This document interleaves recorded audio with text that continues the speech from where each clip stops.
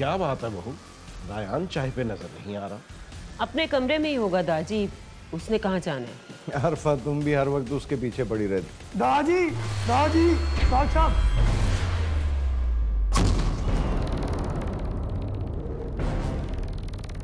रायान, इससे क्या हुआ? रेहान साहब को किसी सांप ने काट लिया। रेहान, रेहान उठाओ इसे।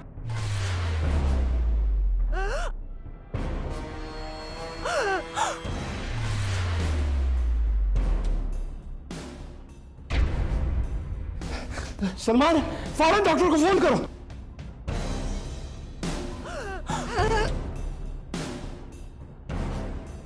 ले चलो इसको।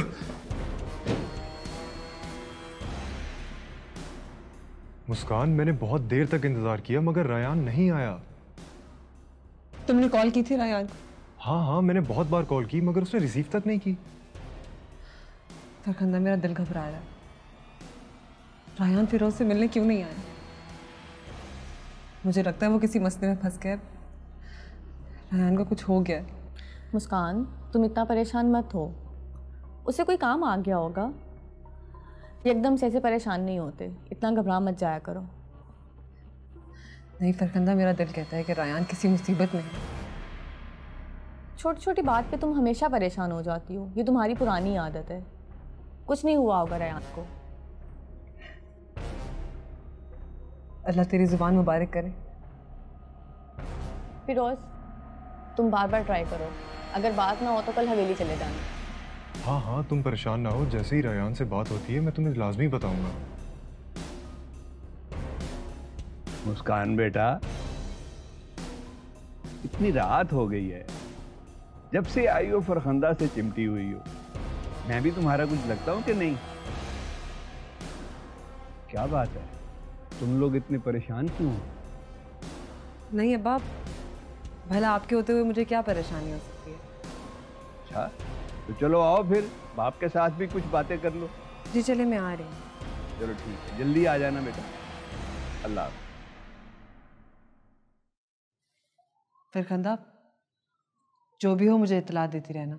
हाँ, तुम इजी होके जाओ। मुस्कान, मुझे माफ कर देना। पहले रायान से मिलकर उसको सारी सच्चाई बता दो, फिर माफ कर दूंगी।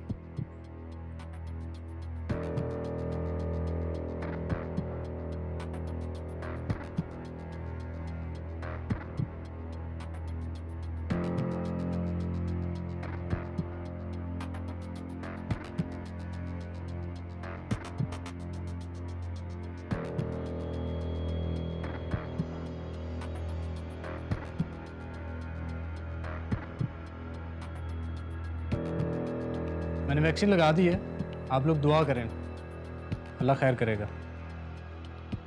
डॉक्टर साहब, रायान बच तो जाएगा ना? अभी कुछ भी कहना कबल अज़ वक्त होगा।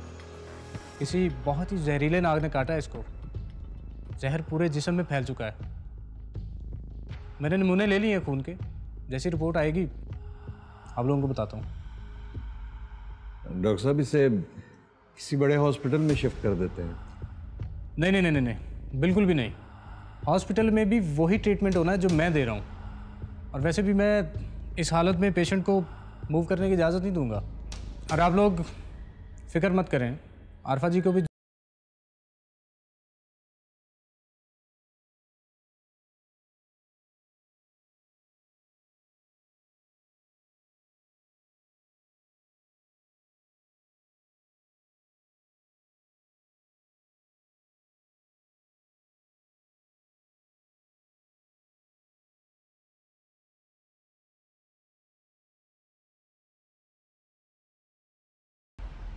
तेरे टीके कुछ काम नहीं आएंगे, क्योंकि मैं इच्छाधारी नागिन हूं, कोई आम नागिन नहीं।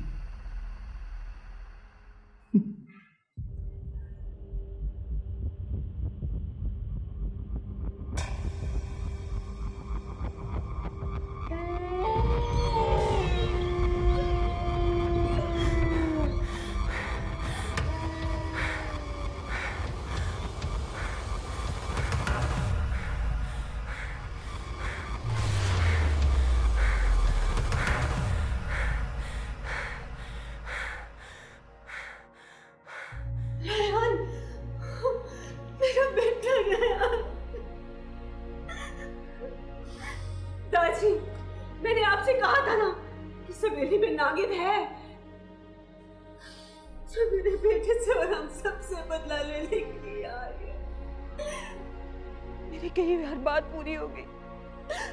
मेरे बेटे को डस लिया उसने। ताजी, आप तो शादी से कीले भी लेकर आए थे ना? इस हवेली को कील भी दिया था आपने, फिर कैसे मेरे बेटे को डस लिया उसने? आरफा, रायान को हवेली के अंदर नहीं, हवेली के बाहर डसा है नाग ने। हवेली के अंदर हमें कोई शय नुकसान नहीं पहुंचा सकती। मुझे कुछ नहीं पता दादी, कुछ करे, कुछ करे। मेरा बेटा ठीक होना चाहिए। मेरा प्यार।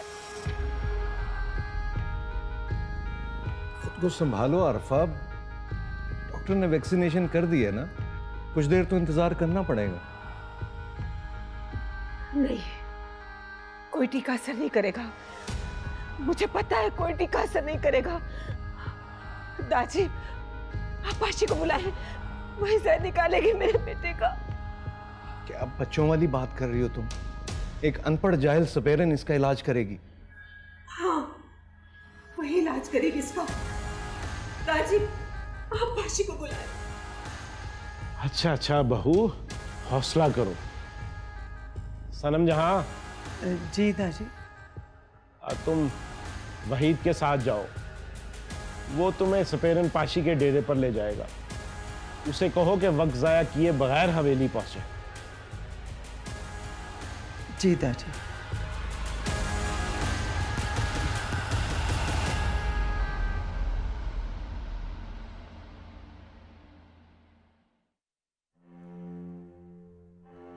हैं?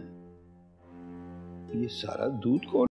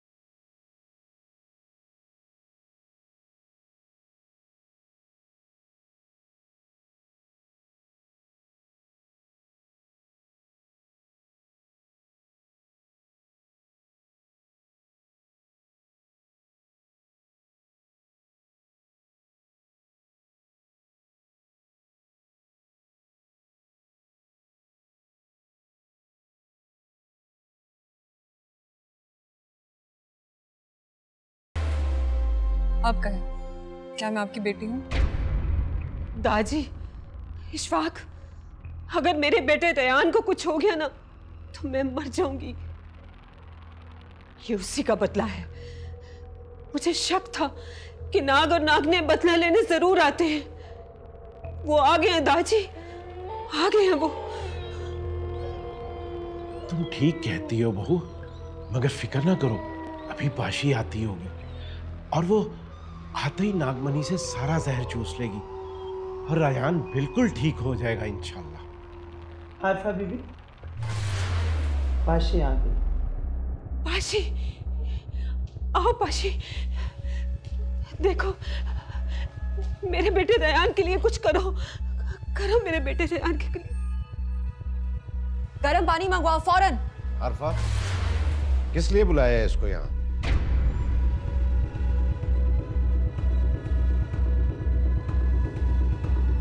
इशफाक, ये पाशी नागमणि से रयान के जिस्म का सारा जहर चूस लेगी। तुम्हारा दिमाग ठीक है आरफा? ये इस तरक्की के दौर में नागमणि, किन किन फजूलियात को सोचती रहती हो तुम? ये औरत ढोंगी है। आप बेइज्जती कर रहे हैं हमारी। तुम्हारी असलियत बता रहा हूं। आरिफा जी, हम तो यहाँ आए थे आपकी मदद करने। हमें नहीं मालूम था कि इस हवेली में इतने बदअखलाक लोग भी रहते हैं। निकल जाओ यहां से। नहीं चाहिए हमें तुम्हारी मदद। हमारी मदद के लिए अल्लाह ही काफी है। इशफाक बेटा, उसे अपना काम करने दो। अजीब, डॉक्टर इलाज कर रहा है ना, वैक्सीन दे दी है, कुछ वक्त लगेगा लेकिन रिकवर हो जाएगा वो। लेकिन इशफाक वो आरफा, रयान तुम्हारा ही नहीं मेरा भी बेटा है। और तुम निकलो यहां से।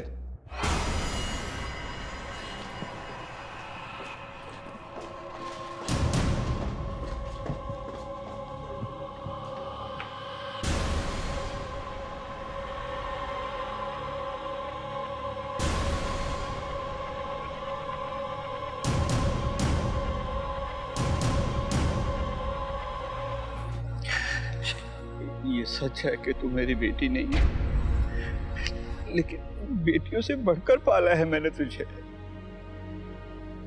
तो फिर मैं कौन हूँ अब्बा? अब अगर तुझे सब कुछ पता चल गया तो सुन, तू वाकई मेरी बेटी नहीं है। एक दिन मैं अपने कमरे में सोने की तैयारी कर रहा था कि कुछ लोगों के चीखों पुकार की आवाजें आने लगी, और ये आवाजें हवेली के तहखाने में से आ रही थी।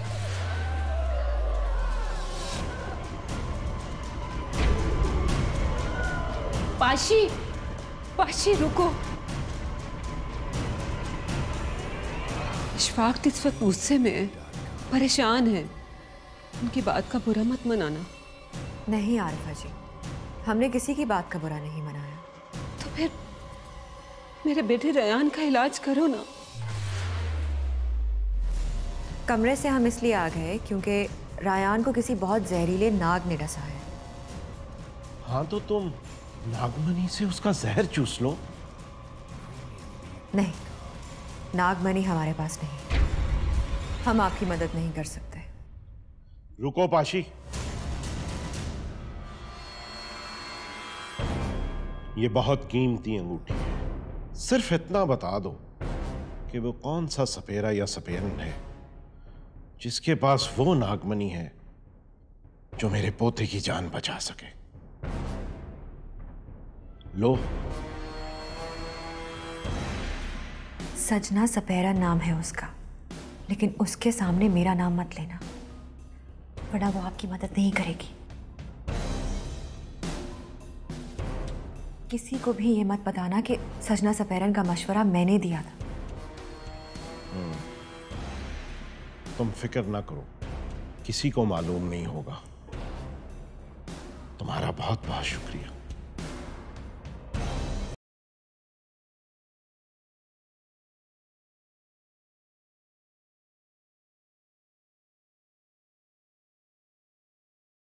इस तरह से हवेली वालों ने तहखाने में रहने वालों को कत्ल करके आग लगा दी, मगर तू बच गई क्योंकि तुझे मैं उठा लाया। अब्बा, तहखाने में रहने वाले लोग कौन? खाना बदोश थे शायद, पनाह लेने के लिए हवेली के तहखाने में आ बसे थे। इसका मतलब अब्बा को नहीं मालूम कि वो सब नाग थे, ऐसे नाग जो इंसानी रूप धारने की ताकत रखते हैं। अब्बा को ये भी नहीं मालूम कि जब इच्छाधारी नागिन को मारा जाता है तो वो मरने के बाद इंसानी रूप में मरता है। तो उसी बदनसीब खानदान की बेटी है जिसको हवेली वालों ने बेरहमी से मारा था। मैं इसीलिए तुम्हारी और रायान की शादी के खिलाफ था। तो मुझे छोड़कर तो नहीं चली जाएगी। अब्बा कैसी बातें कर रहे हैं आप? मेरा सब कुछ है, मैं आपके बगैर नहीं रह सकती। मालूम मैंने दूसरी शादी क्यों नहीं की? लेकिन क्यों अब्बा, क्यों नहीं? इसलिए कि वो औरत तेरे साथ न जाने क्या शुरू करती। बस इसी ख्वाब से मैंने शादी नहीं की। अब्बा, मैं जिंदगी भर आपका एहसान नहीं उतार सकती। अब्बा, आप नहीं जानते कि मैं एक इच्छाधारी नागिन हूँ और नागिन अपने एहसान करने वालों को कभी नहीं भूलती। चलो बेटी, अब सो जाओ, मैंने भी सुबह काम पर जाना है। सो जा बेटी।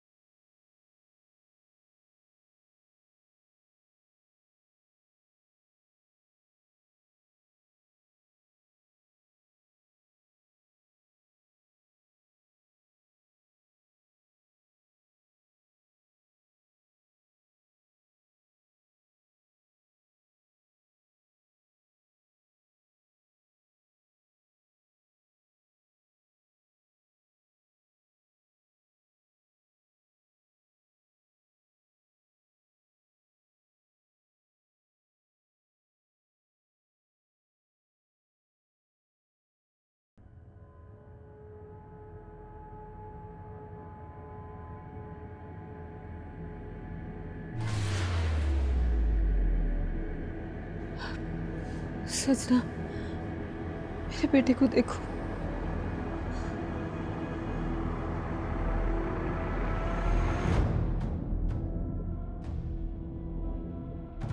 जहर सारे जिस्म में फैल चुका है, इसका बचना अब मुश्किल है। नहीं सजना, ऐसा ना कहो। रयान मेरा इकलौता बेटा है, अगर इससे कुछ हो गया तो मैं जिंदा नहीं रहूंगी।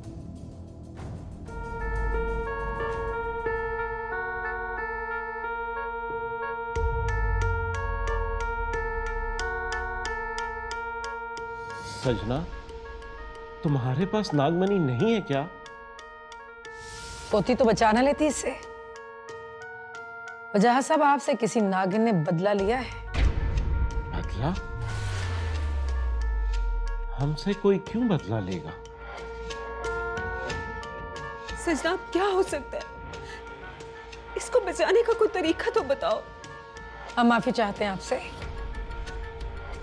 आपके बेटे के लिए कुछ नहीं कर सकते। हमें इजाजत दें।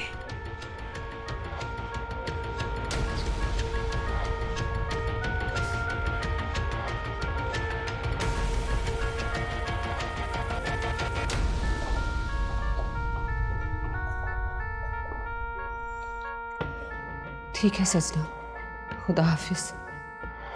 तुम भी मेरे बेटे को नहीं बचा सकी, पता नहीं मेरे बेटे को कौन बचाएगा। हम माफी चाहते हैं आपसे कि आपके लिए कुछ ना कर सके।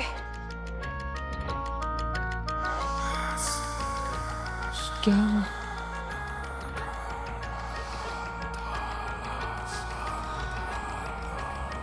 वो नागिन यहीं कहीं है। क्या? वो नागिन इसी हवेली में है? अगर हमने उस नागिन को पकड़ लिया तो हम उस नागिन को मजबूर कर देंगे कि वो रेयान का सारा जहर चूस ले। तो सोच के रही हूँ सजना, उस नागिन को पकड़ो, मैं तुम्हें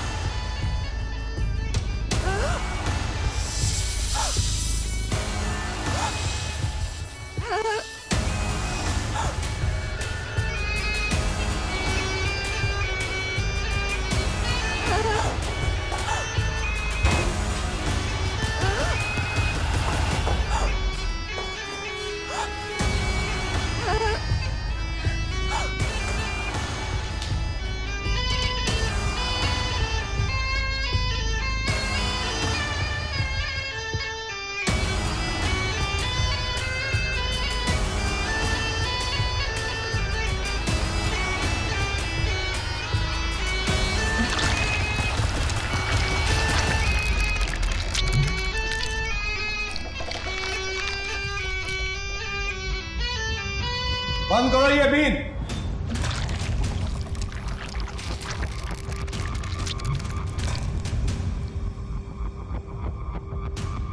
जब मेरा बेटा जिंदगी और मौत की कश्मकश में है और तुम यहां बीन बजा रही हो।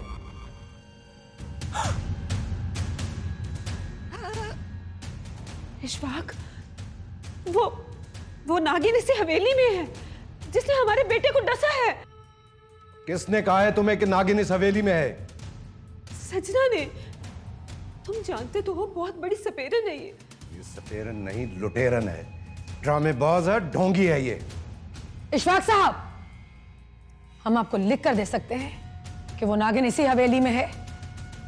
अगर आपको यकीन नहीं आता तो हमें एक मौका दें, हम उस नागिन को आपके सामने पकड़कर दिखाते हैं। झूठ बोलती हो तुम, बकवास कर रही हो। और आरफा, तुम्हें तो नाग फोबिया हो गया है। इशफाक, सजना नागिन को पकड़कर मजबूर कर देगी कि वो हमारे बेटे के जिस्म से जहर को चूस कर निकाल ले। हमारा बेटा ठीक हो जाएगा। आरफा, ये सारी कहानियां हैं जो रोज मैगजीन्स और रिसालों में छपती हैं और इनका हकीकत के साथ कोई ताल्लुक नहीं होता। और सजना, तुम निकलो यहां से। बस इशफाक साहब, बस। ज्यादा बदतमीजी की जरूरत नहीं। हम खुद जा रहे हैं यहां से। चलो।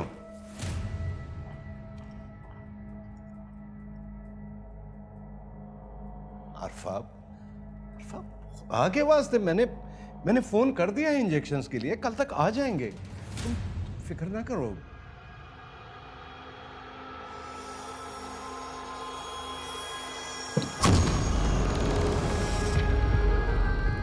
पाशी, पाशी, क्या हुआ? मर गया तेरा शिकार? वो तो जिंदा है, मैं मरते मरते बची हूँ। क्या? तू क्या कह रही है? क्या हुआ? पाशी, तेरे जाने के बाद सजना सपेरन आई थी। फिर? ना जाने उसको कैसे पता चल गया कि मैं हवेली में हूँ। उसने मुझे पकड़ना चाहा। मैंने बहुत ताकत लगाई कि मैं नागिन ना बनूं, लेकिन मैं हार गई। तो फिर तू बची कैसे? ऐन उस वक्त जब उसकी नजर मुझ पे पड़ी, इशफाक आ गया और उसने उसको धक्के देके वहां से निकाल दिया। तो बहुत बुरा हुआ सनम जहां। सजना सपेरन को तुम्हारी हवेली में मौजूदगी का इल्म नहीं होना चाहिए था। अब तो वो हाथ धोकर तुम्हारे पीछे पड़ जाएगी। तब तक चैन से नहीं बैठेगी जब तक तुम्हें काबू ना कर ले। खुदा के वास्ते मेरी मदद करो, या मुझे कोई रास्ता बताओ कि मैं सजना से कैसे बचूं। तुझे सजना सपेरन की आंखों से छुपाने के लिए मुझे बहुत मेहनत करनी पड़ेगी। बहुत सख्त चिल्ला काटना होगा। तो करो ना पाशी। अपने बाप दादा की मौत का इंतकाम लेने के लिए मुझे तुम्हारी मदद की जरूरत है, और जब तक मैं उनका बदला नहीं ले लेती तुम्हें मेरी मदद करनी होगी। बोलो पाशी, तुम मेरी मदद करोगी ना? बोलो। हाँ, करूंगी तुम्हारी मदद, तू बेफिक्र रह। जाओ, लेकिन याद रखना, सजना सपेरन के सामने अपने असल इंसानी रूप में आना। वो बुढ़िया नौकरानी के रूप में मत आना, क्योंकि नागिन अपने असल इंसानी रूप में हो तो सजना जैसे सपेरनों से भाग सकती है, और अगर उसने कोई और इंसानी रूप धार रखा हो तो वो सजना सपेरन की बीन की आवाज़ सुनते ही नागिन बन जाएगी। याद रखना।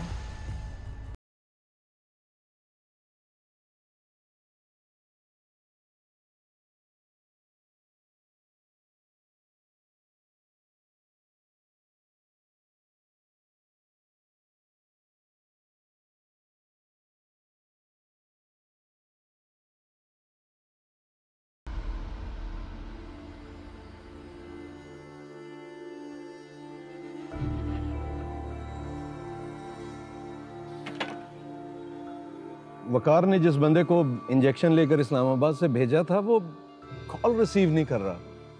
इशफाक साहब, आप जानते हैं ना इंजेक्शन ताहिर से आने का क्या मतलब है? रायान की जान भी जा सकती है। मैंने तो सपेरन को बुलाया था, वो बीन बजाकर नागिन को काबू कर लेती और उसे मजबूर करती कि वो रायान के जिस्म से जहर निकाले, मगर तुमने तो उसे धक्के देकर बाहर निकाल दिया।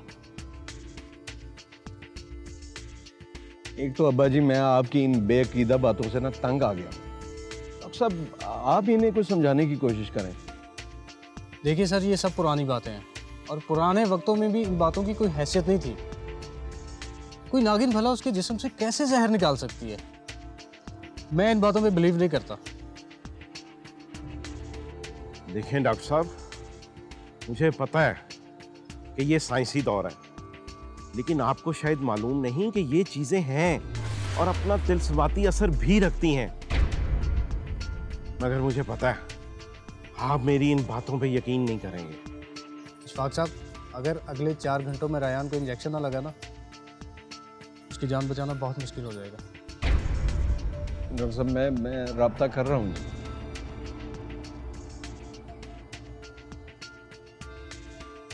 हाँ वकार, यार तुम्हारा बंदा अभी तक इंजेक्शन लेके नहीं पहुंचा। मेरे बेटे की जिंदगी का सवाल है।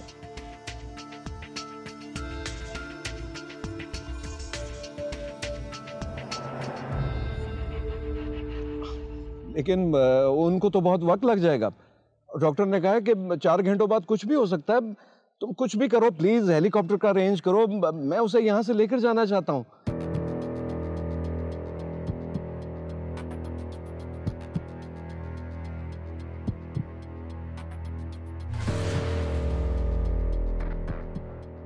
जी इशफाक साहब, कुछ हुआ? साहब पता नहीं कुदरत को क्या मंजूर है, वो जिस गाड़ी में इंजेक्शन आ रहा था उसका रास्ते में एक्सीडेंट हो गया और हेलीकॉप्टर जो है वो भी रात तक अरेंज होगा। तो फिर आप अल्लाह से दुआ करें, क्योंकि अल्लाह के सिवा अब रेहान को कोई नहीं बचा सकता।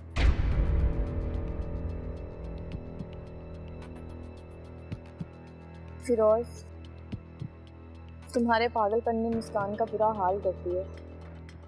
बेचारी मुस्कान रहना चाहता तो कुछ बता भी नहीं सकती। तुम्हारी वजह से रयान ने मुस्कान को घर से निकाल दिया। फरखंदा, मैं बहुत शर्मिंदा हूँ। मुझे मुस्कान के साथ ऐसा नहीं करना चाहिए था। फरखंदा, रायान से कोई राब्ता हुआ? मैं मुसलसल रायान को फ़ोन कर रहा हूँ, वो अपना फ़ोन ही नहीं अटेंड कर रहा। अब तो कॉल भी नहीं जा रही। फरखंदा, मुझे लगता है कुछ हो गया है।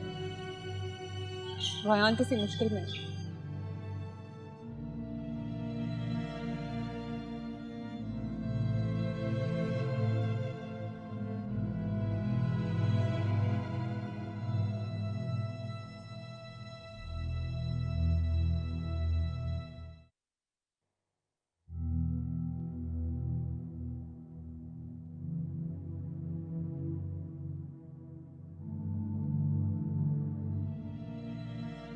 तुम बिला वजह परेशान नहीं हो।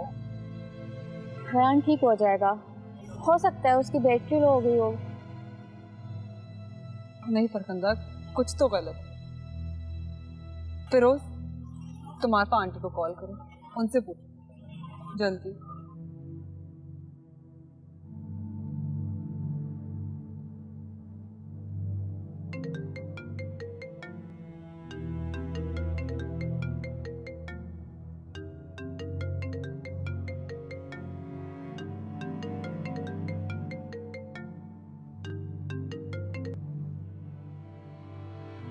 हेलो। हेलो, कैसी हैं आरफा आंटी? फिरोज, इस वक्त मैं बहुत तकलीफ में हूँ। तुम मुझे बाद में कॉल करना, मैं बात करूंगी तुमसे। क्यों, क्या हुआ? मेरे बेटे रयान को नागिन ने डस लिया। क्या?